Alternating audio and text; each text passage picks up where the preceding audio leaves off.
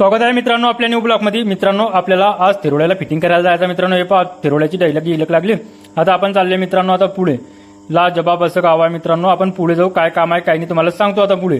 मित्रांनो आधी घरमालक म्हणे की का रे बोय असं नाही असं कर। म्हटलं दादा काल अगर मी की तुम्ही म्हणे तू म्हटलं मी सांगेन तसं होईन, एक नंबर काम होईल म्हटलं तुमचं। मग ते म्हणे चालेल म्हणे भाऊ तुमच्या हिशोबाने चांगलं करा म्हणे। मग घटनाच तरी पोहोचताच की आपल्या लक्षात आलं की कुकून नळ नेणे कुकून काढणे मित्रांनो। हे पाहता पुढे तुम्हाला पाईप गीप आणि ड्रॉप टाकला मित्रांनो। घटनाच तरी आपण पोहोचताच की आपल्या लक्षात आलं की साला आपलं पुरी पाईपलाईन चेक करून घ्यायला पाहिजे मित्रांनो। एक पाईप डीप आपण मारले झिऱ्या आहे, याचा काही व्हिडिओ आपल्याकडे पडला नाही।